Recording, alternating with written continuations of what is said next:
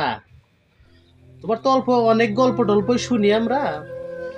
তোমার দুঃখের কাহিনীও শুনছি, তোমার খুশির কাহিনীও শুনতে গেছো। ওই রকম খুশির কাহিনী কিন্তু আজ পর্যন্ত তুমি কও নাই আমাকে।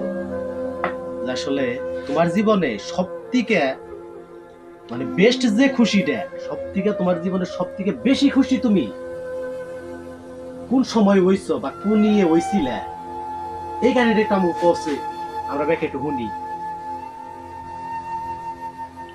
আসসালামু আলাইকুম। আমি বারেক সরকার। আমার যে নাতিরা আছে, বাইকনারা বাইশতারা আছে, তারা একদিন গল্পের গল্পে আমার কাছে এই জিনিসগুলো জানতে চায়।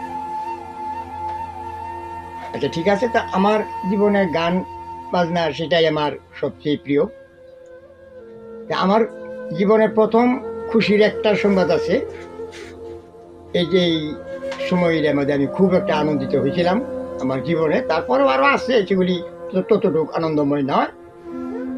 এ, এক সময় স্কুলে, হাই স্কুলে যখন লেখাপড়া করতাম, তখন শিল্পী আব্দুল রুফ সাহকে আমাদের হাই স্কুলে আনা হয়েছিল এই গান গাওয়ার জন্য। ওই মুহূর্তে আমিও তখন মাঝে মাঝে স্কুলে গান টান গাইতাম।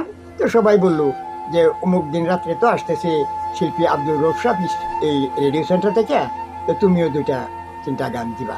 আমি যেন আমি তো কোনো বাদ্যযন্ত্র বাজাইতে পারি না, আমি কেমনে গান গাইব? তো এমনি গান গাইবা, তারা সবাই শুনবে, হয়তো কিছু বাজনা দ্বারা তারাও সাহায্য করবে।